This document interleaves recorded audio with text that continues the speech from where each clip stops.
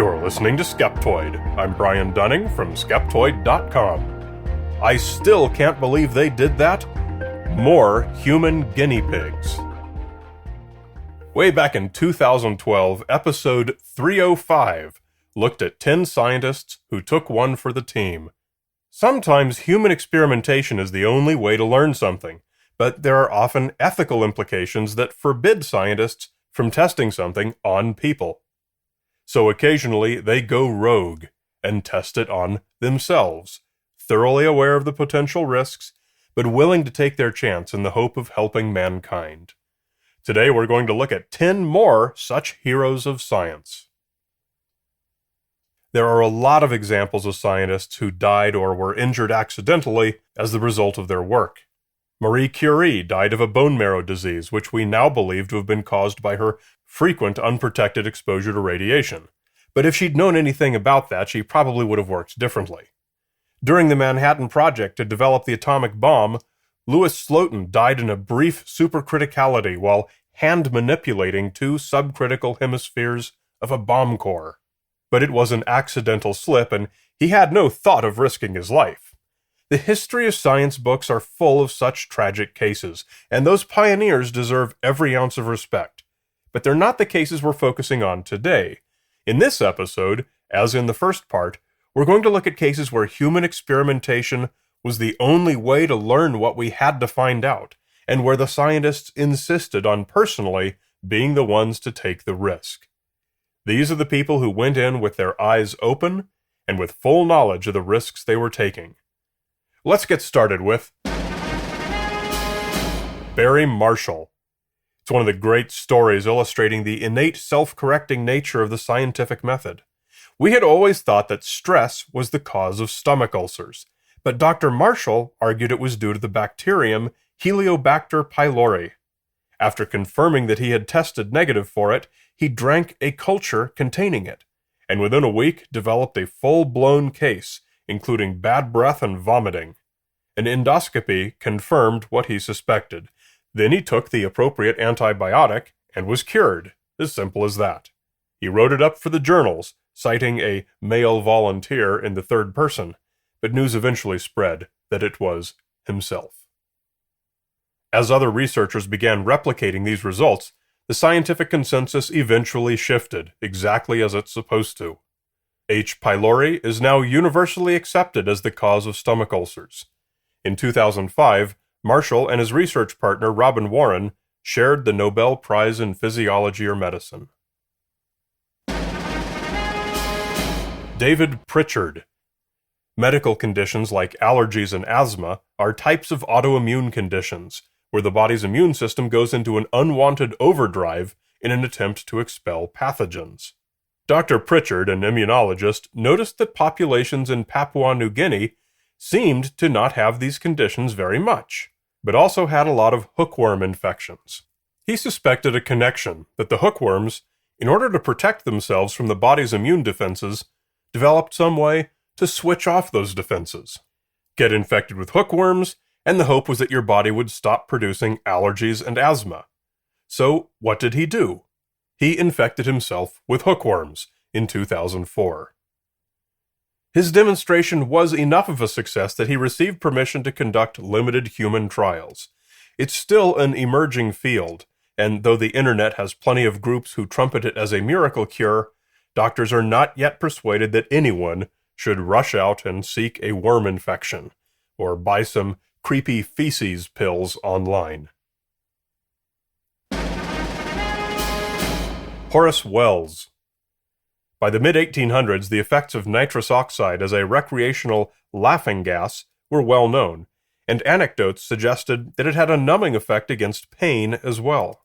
After attending a lecture on the subject in 1844, Horace Wells, a dentist, contrived to attempt a tooth extraction on a patient under the influence. Himself. No record survives indicating whether his tooth required an extraction, but nevertheless extracted it was by his colleague. Well was so impressed that he began touring, giving demonstrations at dental schools and hospitals. Unfortunately, these demonstrations were not always so successful. His very first, upon a medical student volunteer in Boston, caused the patient to cry out in pain, which cast something of a shadow over the rest of his tour. But thanks to Wells' sacrificial tooth, countless patients have had better experiences at the dentist. Elsie Widdowson. World War II was not a time of great plenty for the British. Very early in the war, it became apparent that food was going to be a problem for the civilian population as well as for the soldiers in the field. Elsie May Widdowson was a chemist and food scientist who set out to find the most basic yet healthy diet in the hopes of sustaining the nation through the war. With her research partner, Robert McCants, they made themselves the test subjects. First, they adopted strenuous daily activities of mountain climbing and bicycling to simulate the needs of the soldiers, and analyzed and tested eating nothing but the most common foods.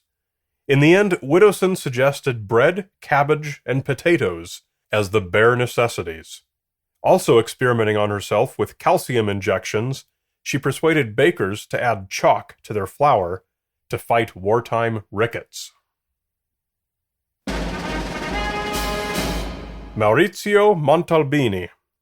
This Italian sociologist was not the first to try living in total isolation from the outside world and all its influences, but he was the one who took it to the extreme. Funded in part by NASA, Montalbini wanted to learn more about how the body deals with long-term isolation, physiologically as well as psychologically. He did at least 4 long-term stints in a dwelling deep underground in caves, beginning in 1987, when he stayed alone for 210 days. He later did stints at 364, 166, and 235 days. During his experiments, he settled into a routine of staying awake for nearly a full day, then sleeping for no more than 5 hours. Each time he emerged, having had no sense of time, he estimated that far fewer days had gone by, around half to 2/3 the actual number. Jack Barnes. For decades, Australian swimmers had been catching Irukandji syndrome, presumed to be caused by the sting of some unknown, unseen aquatic animal. It resulted in intense pain and potentially fatal hypertension and tachycardia, plus other unpleasant symptoms, similar to but distinct from the box jellyfish sting.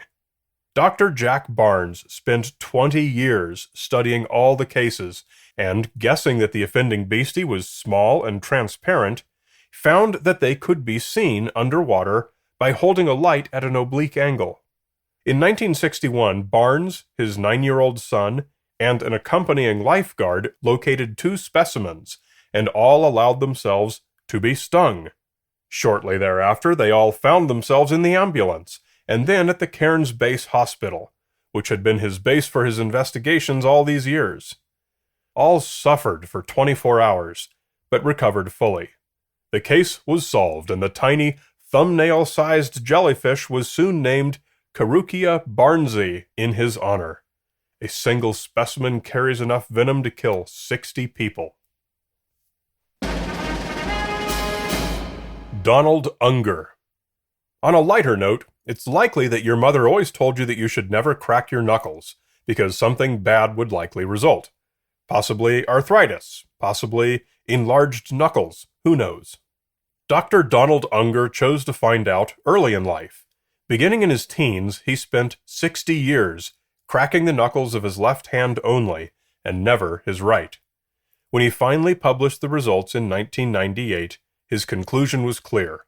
No maladies of any kind were present in either hand, thus busting the myth. Maybe.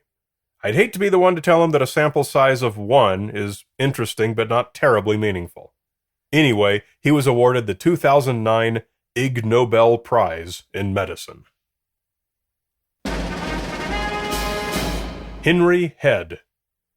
By the year 1900, scientists had a pretty decent understanding of the anatomy of the nervous system, but not of the physiology. We'd known for some time that some nerves can take over the function of other damaged nerves, but Dr. Henry Head wanted some good data.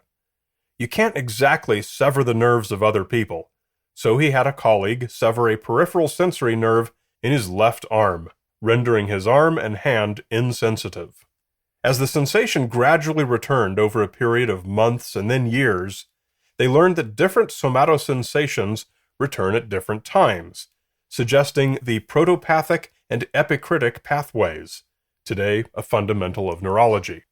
After 3 months, he was able to sense pain, but it took longer before he was able to sense soft touch, heat, and cold.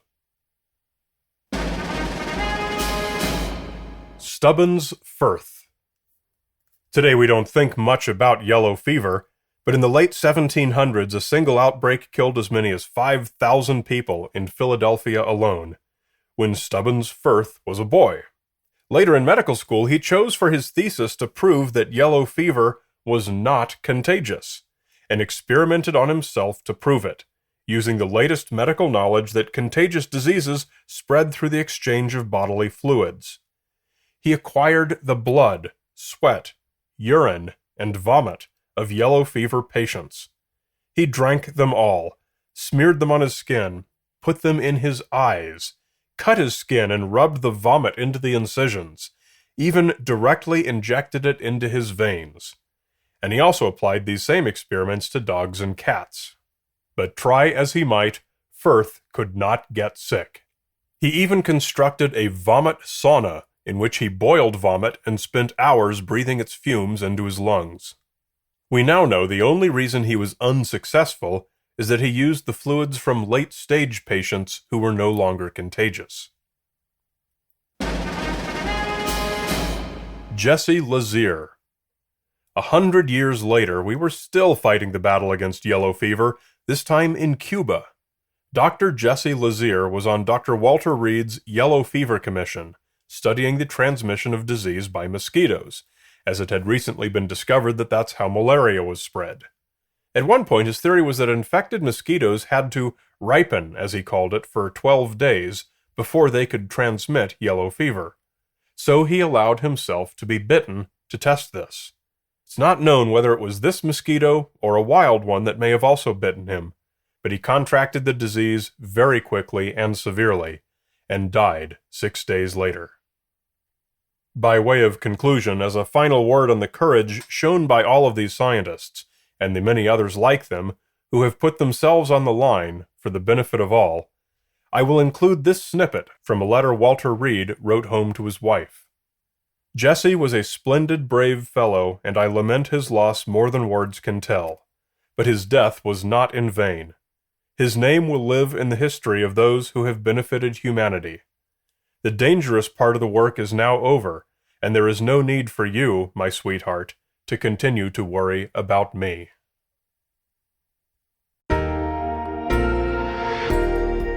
If you like Skeptoid, please take a moment to give it a review on iTunes, or the podcast portal of your choice. Positive reviews help more than anything else in giving the show good placement in the indexes. While it was easy 10 years ago, there's a lot more competition from network programming and stuff that bills itself as a science show, but is often not too good a quality. So positive reviews are not just doing Skeptoid a favor, they're doing listeners a favor too. The more podcasting grows, the more the major networks are moving into our territory and bringing the quality of information down. So please, give Skeptoid a 2 and 2. Share an episode with 2 friends, maybe next time you're in the car with them, and spend 2 minutes to give Skeptoid a positive review in iTunes or the podcast portal of your choice. You're listening to Skeptoid, a listener-supported program. I'm Brian Dunning from Skeptoid.com.